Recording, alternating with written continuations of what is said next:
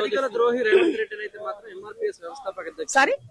మాదిగల ద్రోహి రేవంత్ రెడ్డి అని ఎంఆర్పీఎస్ వ్యవస్థాపక అధ్యక్షుడు పాపం మా అన్న రాజ్యసభకి ఎదురు చూసినట్టుంది. అన్నకు బీజేపీ రాజ్యసభ ఇవ్వనట్టుంది. అందుకని ఆ అక్కస్ అంతా రేవంత్ అన్న మీద కక్కుతుంది. ఇటీవల కాంగ్రెస్ మహిళ ఇందిరా శోభన్ మాట్లాడుతూ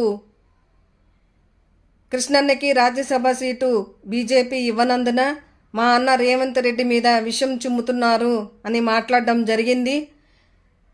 కృష్ణన్నకి రాజ్యసభ సీటే కాదు, ఏ పదవి కూడా ఆయనకి అవసరం లేదు. ఈ ప్రజలే ఆయనకి అండగా ఉన్నారు. ఆయనకి అన్ని రాష్ట్రాల్లోనూ ప్రజల అండదండలు ఆయనకి గొప్పగా మెండుగా ఉన్నాయి కనుకనే ఆయన ఏది కావాలనుకున్నా కూడా సాధించుకుంటారు. ఆయనకి పదవి ముఖ్యమే కానే కాదు. పదవి ముఖ్యమే అనుకుంటే ఏ రోజు ఏదో ఒక పార్టీలో ఉండి మరి ఏదో ఒక మంత్రిగానో మరి ఉన్నతంగా ఉండేవారు. కానీ ఆయనకి ఈ పదవి నాకు అవసరం లేదు, మరి నా జాతి బిడ్డలు నాకు ముఖ్యం, నాకు వర్గీకరణ ముఖ్యం అనే అంశంతో ఇన్ని అహర్నిశలు కష్టపడి మరి ఈరోజు వర్గీకరణ సాధించుకున్నారు. ఇకపోతే రేవంత్ రెడ్డి గారు నా మాదిగ జాతి అయినటువంటి నా తమ్ముళ్ళకి నేను వర్గీకరణ విషయంలో ఫస్ట్ ప్రయారిటీ నేను ఇస్తానని చెప్పి మాట తప్పిన వ్యక్తి మరి రేవంత్ రెడ్డి గారు.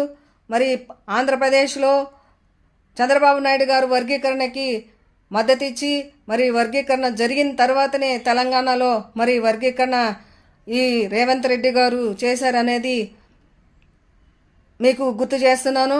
ఎందుకంటే రేవంత్ రెడ్డి గారి మాట ఇచ్చి మరి ఆలస్యం ఎందుకు చేశారు, మీరు దానికి సమాధానం చెప్పాలి.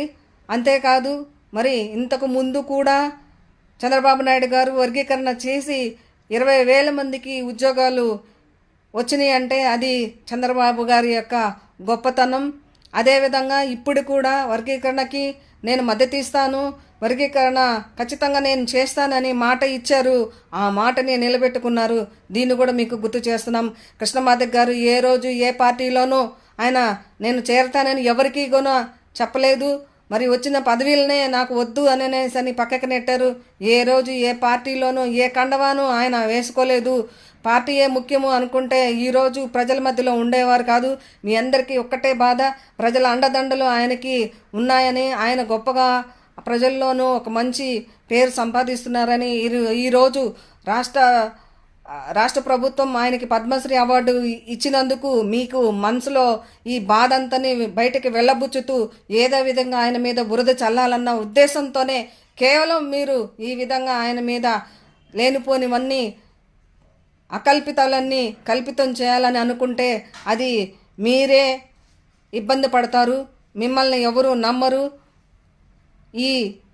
ఈ సమాజమే ఆయనకి అండదండలు ఉన్నంత వరకు ఎవరు ఆయన్ని ఏమి చేయలేరని మీ అందరికీ కూడా నేను గుర్తు చేస్తున్నా. జై భీమ్, జై మహాజన, జై మందకృష్ణ మాదిగ.